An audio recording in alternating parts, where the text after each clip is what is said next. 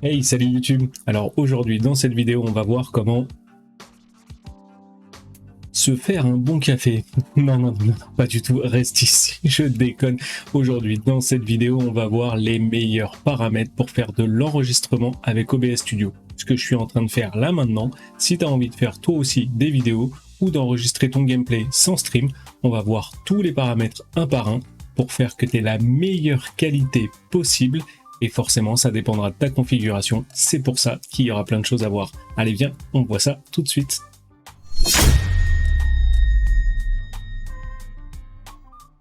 Mais avant de commencer, il faut que je te parle du sponsor de cette vidéo qui n'est autre que Own.tv qui, comme moi, veut faire que la qualité de tes streams s'améliore et soit au top du top. Sur ce site, tu as accès à plus de 600 overlays de streams, de packs complets. Ils sont en 9 langues, il y en a une centaine qui sont en français. Regarde à quel point ils sont jolis, tu trouveras forcément celui qui te correspond. C'est des packs complets qui comprennent toutes les scènes, les alertes, les transitions, il y a tout dedans. Tu as aussi accès à un générateur, un créateur d'emotes. Tu vas pouvoir te les créer toi-même avec le design que tu choisis. Si tu n'as pas envie de faire ça, tu peux aussi trouver des packs d'emotes, des emotes qui sont animés, pas animés. Il y en a pour tous les styles, des alertes de stream. Il y a énormément de choses. Tu dois absolument parcourir ce site. Tu trouveras tous les contenus qui t'intéressent pour faire en sorte que tes streams soient au top du top. Et dernière chose, si jamais tu veux en profiter d'une super affaire, avec le code IDAMS, tu auras 50% de réduction sur tout le site Own.tv. Tout est dans les descriptions, je te laisse aller regarder ça.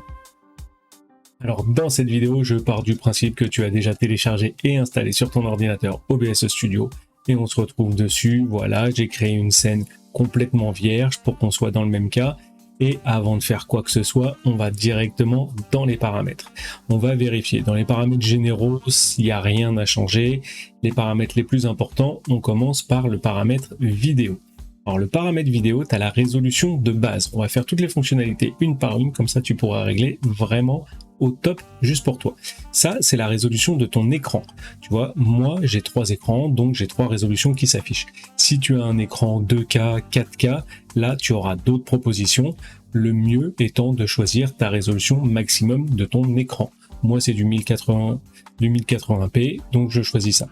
La mise à l'échelle de sortie, la résolution de sortie, c'est si jamais tu veux enregistrer une vidéo et sortir une vidéo plus petite. Je vois pas bien l'intérêt dans notre cas parce que si tu veux la poster sur YouTube, je pense que le mieux c'est de garder la plus grande résolution, donc la même que celle de ton écran.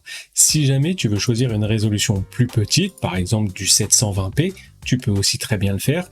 Il faudra ici choisir ces paramètres, sachant que plus tu es vers le bas, plus la qualité sera élevée, plus tu es vers le haut, plus la qualité sera dégradée, un tout petit peu moins bien.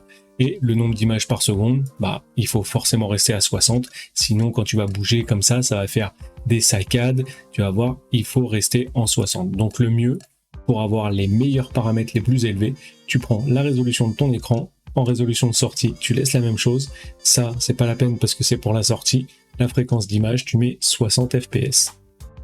Maintenant que les paramètres vidéo sont correctement réglés, on fait quand même un petit tour dans le réglage avancé. Dans le réglage avancé, on va uniquement se concentrer sur ces deux parties-là.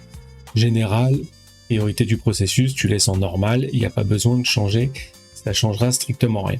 Là, il faut vérifier que tu sois bien en DirectX 11, donc c'est les derniers, normalement il suffit de te faire une mise à jour, tu les auras, et de choisir ces paramètres de format de couleur. C'est aussi les recommandations de YouTube, c'est pour avoir la meilleure rendu d'image entre l'écran, la vidéo, la compression, voilà. C'est les paramètres, donc NV12, 709 et en gamme de couleurs partielle. Ça, c'est ce que j'ai vu sur les paramètres de YouTube, je mettrai le lien dans la description aussi. Pour l'enregistrement, tu vois aussi que là, il y a le nom du fichier. C'est ici que tu vas pouvoir définir les noms du fichier qui vont être enregistrés sur ton ordinateur.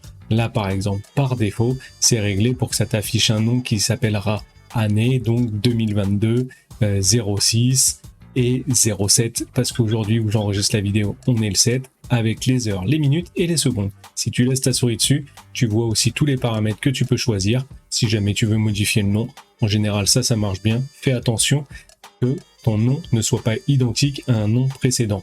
Donc, à mon avis, ça, avec les minutes et les secondes, ce sera jamais pareil. Ça, c'est bien. Tu peux aussi décider d'écraser si le fichier existe déjà. Ça, faut faire attention. Mieux vaut enregistrer plusieurs fichiers et en effacer un plutôt que OBS l'écrase tout seul.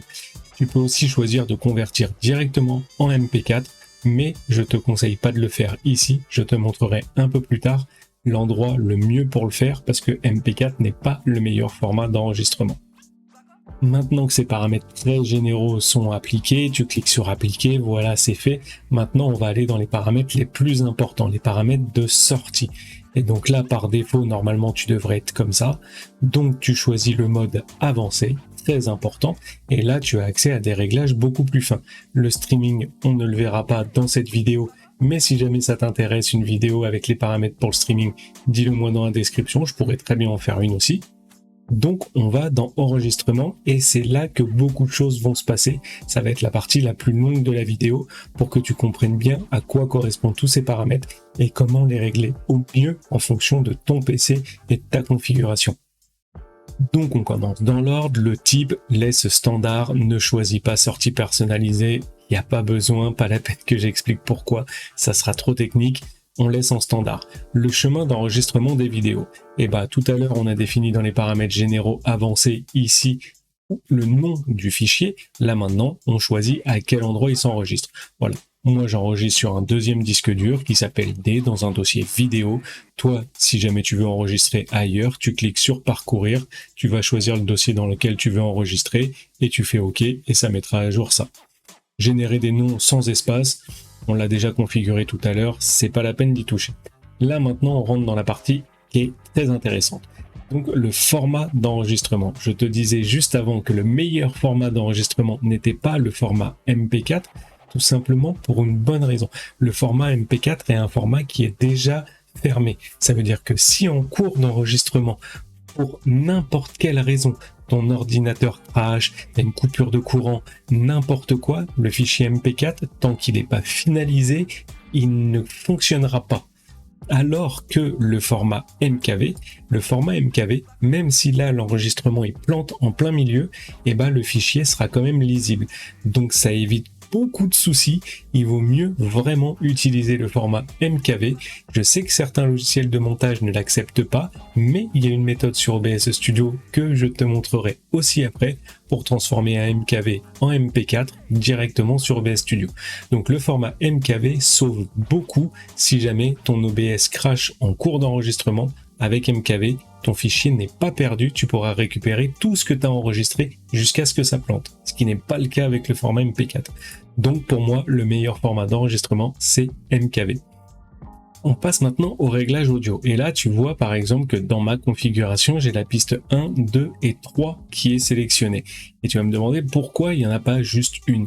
Eh bien, en fait, c'est tout simple. Je vais te montrer. Je vais rajouter ici ma scène audio parce que j'ai créé une scène imbriquée qui s'appelle audio. Comme ça, voilà, tout est configuré avec mon casque et mon micro que tu vois juste ici en train de bouger. Tu fais un clic sur le petit trou cranté et tu affiches cette fenêtre. Et là, tu vas pouvoir choisir, tu vois que mon casque, il est sur la piste 1 et 3. La piste 1, il faut toujours qu'elle y soit, et comme ça mon casque se retrouve aussi sur la piste 3. Donc ce que je vais entendre de l'ordinateur sera enregistré aussi sur la piste 3, et mon micro, lui, sur la piste 2. Donc comme ça, il va me falloir la piste 1, 2 et 3. Comme ça, sur mon logiciel de montage, je vais pouvoir séparer les pistes. Si, par exemple, tu es en train d'enregistrer un gameplay, que tu es en train de gueuler, qu'on entend tes mates et des trucs comme ça, et que tu veux dans ton montage pouvoir séparer par exemple la voix de ton micro et ne pas la mettre, ou justement la mettre en plus fort, en moins fort, voilà, en séparant les pistes audio, tu vas pouvoir faire en sorte que dans ton logiciel de montage, tes pistes audio soient séparées et que tu puisses les monter indépendamment les unes des autres. C'est vraiment hyper pratique. Donc voilà pour l'audio, c'est vraiment important. Tu vois, c'est très simple. Tu cliques hop, sur la petite roue crantée, paramètres avancés, et tu peux régler là directement en activant ou en désactivant les cases à cocher pour savoir sur quelle piste cet audio-là précisément sera enregistré. Si tu as d'autres lignes, comme ton Spotify par exemple, ou des choses comme ça, tu vas pouvoir aussi les régler si finalement tu ne veux pas qu'il y ait la musique de Spotify qui soit sur ce que tu enregistres. Ça peut être très pratique de ne pas l'avoir, comme ça tu le mets sur une autre piste et tu le sépares directement pour ne pas que ça pose problème sur YouTube pour les droits d'auteur. Alors on passe maintenant aux paramètres d'encodeur, tu verras juste après, ça va arriver pour la qualité, les différents réglages. Là pour l'instant c'est des paramètres qui sont très standards pour à peu près tout le monde. C'est juste en dessous que ça va différencier en fonction de ta configuration. Alors là pour l'encodeur, là ça peut dépendre aussi de ta configuration. En général, les deux paramètres les plus importants, les plus utilisés sont celui-là, le NVIDIA NVENC et le X264. Alors la différence entre les deux. NVIDIA, c'est parce que j'ai une carte graphique NVIDIA et que l'encodage de la vidéo va se faire par ma carte graphique. C'est assez simple à comprendre. Le X264, c'est un encodage processeur. Donc ça veut dire que c'est soit ton processeur AMD ou Intel qui va encoder la vidéo. Alors, en général, on dit que le X264 a une meilleure qualité. La différence est pas franchement visible pour le commun des mortels, la différence est assez faible, mais elle est un petit peu meilleure en X264. L'inconvénient, c'est qu'il faut quand même avoir un gros processeur pour faire l'encodage vidéo en même temps que tu fais l'enregistrement. Tu vas faire l'encodage, ça va demander beaucoup de ressources de processeur, donc il va falloir avoir un vraiment gros processeur. C'est pour ça que le plus utilisé, si tu as une carte graphique NVIDIA, c'est le NVENC et encore plus le New, qui est largement meilleur que l'ancien encodeur NVENC et qui utilise des composants dédiés sur ta carte graphique pour faire l'enregistrement. En fait, sur une carte graphique, par exemple, comme la mienne, une RTX 2080, à l'intérieur, il y a des processeurs qu'on appelle des processeurs Turing qui sont là pour faire que de l'encodage vidéo. Ça veut dire que quand je choisis ce paramètre-là pour faire de l'encodage vidéo, et les performances de mon jeu que je suis en train d'enregistrer ne sont quasiment pas modifiées parce que c'est pas les mêmes composants de la carte graphique qui sont utilisés. Ils vont utiliser les composants graphiques pour faire tourner ton jeu à 200 fps ou 250 ou autant que tu peux faire, et les processeurs Turing vont être utilisés pour faire l'encodage de la vidéo que tu enregistres. Donc tu vois, c'est très séparé, tu ne perdras pas forcément dans ton jeu, ne crois pas que ça va te diviser par deux les paramètres, le nombre de FPS que tu as en jeu, c'est complètement faux, ça changera de quelques pourcentages parce que ça utilise quand même la carte graphique, mais ça ne change pas grand chose. Si tu as une Nvidia, il faut absolument utiliser cet encodeur qui est le meilleur rapport entre la qualité et la consommation de ressources. Alors je le dis tout de suite aussi, je suis désolé pour tous ceux qui ont des cartes graphiques AMD, le choix des encodeurs sur AMD est vraiment de mauvaise qualité, je n'ai rien contre cette marque, au contraire, le problème c'est que la qualité vidéo de l'encodage avec les processeurs AMD est vraiment pas terrible, donc il faut absolument avoir une carte graphique Nvidia ou sinon il vaut mieux utiliser le X264 mais avoir un gros processeur, désolé pour AMD. Alors les deux derniers paramètres ici avant de passer aux paramètres vraiment de qualité, mise à l'échelle pour la sortie, on n'a pas besoin parce qu'on l'a réglé tout à l'heure dans avancé, dans les paramètres vidéo, la qualité, la résolution. Donc ça, on n'a pas besoin de toucher à ça. Et les paramètres personnalisés du Muxer, je pense que si jamais tu sais ce que c'est et que tu as besoin de l'utiliser, t'as rien à faire sur cette vidéo en fait. Donc bref, ne change pas, tu touches à rien là-dessus. Allez, on commence à rentrer dans la partie la plus intéressante sur la qualité et vraiment le contrôle de la qualité. Donc en fait, les paramètres qui sont ici, les deux premiers sont des paramètres ultra importants. Le contrôle du débit et le débit lui-même. Alors effectivement, ça s'appelle du débit, mais rien à voir avec la connexion internet, on parle d'enregistrement. Rien à voir avec le débit, ça se rapproche, c'est du kilobit, mais ça n'a strictement rien à voir, ne fais pas cette erreur. En fait, comme tu le sais, je pense que tu as déjà dû remarquer qu'il y a par exemple certaines vidéos qui sont en 1080p où tu trouves que l'image elle est magnifique et d'autres images où c'est du 1080p où la qualité est dégueulasse. Comme certaines webcams qui font du 1080p font une qualité dégueulasse, mais elles font bien la taille 1080p. La 1080p c'est la résolution, mais ça veut pas dire combien il y a de pixels dedans pour faire une image jolie et fine. Donc c'est très important. Le CBR c'est le contrôleur de débit le plus adapté parce que ça veut dire que ce sera un débit constant. Ce sera en permanence bloqué sur ce paramètre qui est juste en dessous, le débit vidéo. Donc il faut vraiment bien comprendre que tu peux avoir vraiment une vidéo 4K dégueulasse et tu peux avoir un 720p qui est de super bonne qualité. La résolution et la qualité, le débit sont deux choses complètement différentes. Donc il faut absolument choisir un débit constant pour avoir une stabilité de qualité et ne pas avoir un débit variable comme le VBR par exemple, où des fois le débit va descendre et sur des scènes de jeu très active, le débit va monter en flèche pour essayer de garder la meilleure qualité.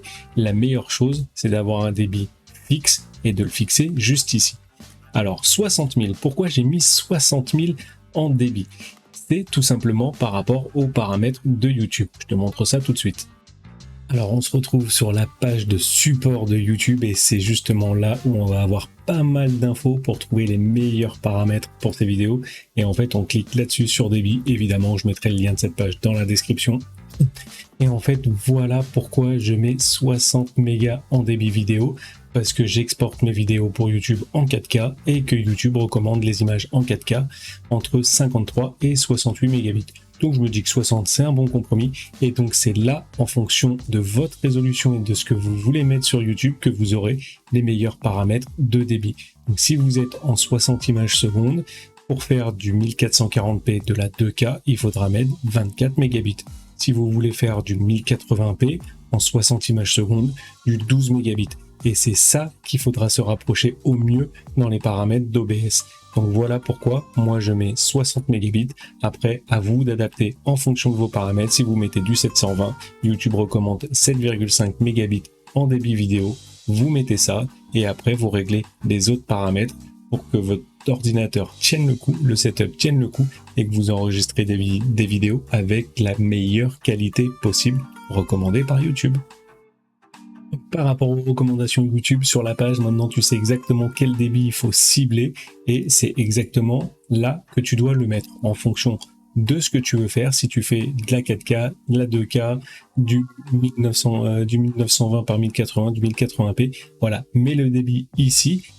Si tu veux voir si tout se passe bien pendant ton enregistrement, je te conseille d'afficher les statistiques OBS. Tu cliques là-dessus dans Doc, hop, statistiques et tu vois, moi elle s'affiche directement ici. Comme ça, tu vois la charge de ton processeur, tu vois le nombre de FPS, il est bien constant, le temps moyen de rendu, bref, tu vois tous les paramètres. Si jamais ils sont en blanc comme ça, c'est que tout se passe bien. Si c'est en vert, pareil, tout se passe bien. Si tu vois que ça commence à être en orange ou en rouge, c'est là qu'il y a des paramètres qui doivent être mauvais ou des paramètres d'encodage qui sont trop élevés. Il va falloir que tu réduises.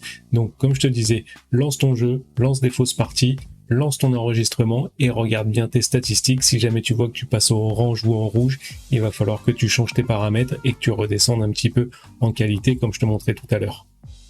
Donc voilà, juste pour l'exemple, moi j'ai une RTX 2080 et un disque dur en SSD qui est quand même assez rapide, qui permet d'enregistrer rapidement les vidéos. Donc 60 000, ça marche bien. Toi, tu peux vraiment essayer de mettre au plus haut. Si jamais tu vois que ça passe pas, tu descends petit à petit. L'intervalle d'image clé, il faut le laisser en auto. Il n'y a pas besoin de changer ce paramètre-là. Et là, les pré-réglages. En fait, les pré-réglages sont aussi très importants. Plus tu vas descendre ici, plus la qualité va descendre légèrement, tout en restant sur le même débit et sur le même contrôleur et sur la même résolution. Mais si jamais tu vois que là, moi, je suis en qualité maximale parce que mon ordinateur le permet, mon setup permet de faire ça, si toi, tu vois que c'est un peu trop faible, tu peux changer soit le débit, le descendre un petit peu, ou descendre ces paramètres-là. Tu vois que plus ça descend, plus c'est qualité avec faible latence. Ça veut dire que c'est un encodage qui est fait plus rapidement et donc ça perd un tout petit peu en qualité, mais tu gagnes aussi en performance sur ton ordinateur. Donc quand tu es en train de jouer, affiche ton gestionnaire de tâches, je lance des parties comme ça, juste au pif sur ton jeu préféré que tu as envie d'enregistrer et fais des tests, tu lances des fausses parties, tu choisis les paramètres, si jamais tu vois que ça marche pas, tu arrêtes, tu descends un petit peu, tu relances une partie. Voilà, en faisant quelques tests, tu vas pouvoir trouver la configuration maximum. Donc soit tu pars d'en bas et petit à petit tu montes en qualité, soit tu pars d'en haut et quand ça fonctionne pas, tu descends petit à petit par échelon. Après, tu vois, là, il faut le laisser sur hide. Je pense que c'est le mieux si jamais la différence entre le height main et baseline est pas énorme, donc tu peux le laisser là-dessus si jamais, sinon tu le baisses là-dessus, mais pas le mettre celui d'en bas, c'est pas la peine. Les deux cases ici, tu peux les activer en fait, c'est pour avoir une meilleure fluidité sur, tu vois, les psychovisuels, c'est une meilleure fluidité sur les scènes très rapides, les scènes de jeu, donc ça tu peux le mettre. GPU, tu laisses à 0, c'est pas la peine de toucher à ça. Et le nombre maximal de biframe, il faut absolument que ce soit sur 2. C'est l'intervalle entre les images que va calculer ta carte graphique. C'est assez compliqué, je te passe ces détails-là. En général, il faut mettre entre 2 et 5. Le paramètre qui fonctionne chez 99% des personnes, c'est de le laisser à 2, ça marche très bien. Donc les paramètres les plus importants vont être de choisir ton débit et le pré-réglage de qualité. C'est vraiment sur ces deux paramètres-là qu'il va falloir que tu influes pour trouver la meilleure qualité possible en fonction de tes composants et de ton PC. Dernier petit paramètre, mais qui est quand même très important, on passe rapidement sur l'onglet audio. L'onglet audio, la plupart du temps, je crois que c'est en 160 par défaut sur OBS Studio. Si jamais tu veux avoir une qualité audio un tout petit peu améliorée, tu peux mettre en 320. C'est pareil, ça prendra un tout petit peu plus de ressources d'encoder de l'audio en 320, mais la qualité sera quand même un petit peu plus élevée. Donc voilà, moi j'ai mis toutes mes pistes audio en 320. Normalement, toi, ça tu peux le changer, le mettre en 320. Ça changera pas énormément, à moins d'avoir une oreille super musicale. Tu verras pas la différence, mais bon, dans le doute, autant le faire. Ça changera pas la face du monde si jamais tu le fais. Et je t'avais dit que tu avais la possibilité de convertir directement sur OBS un enregistrement que tu as fait en MKV, en MP4, si ton logiciel de montage n'accepte pas le MKV. Moi, c'est le cas, mais si jamais toi, ça n'accepte pas, tu vas dans Fichier et tu vas directement ici, convertir un enregistrement.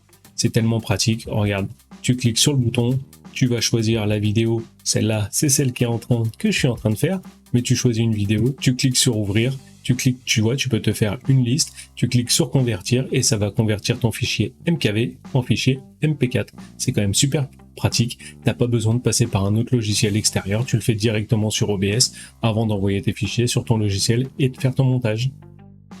Donc voilà, normalement t'en sais un tout petit peu plus sur l'encodage vidéo et tu vas pouvoir faire des super enregistrements de tes vidéos YouTube, de tes interviews ou de tes gameplays quand tu es en train de faire des super parties.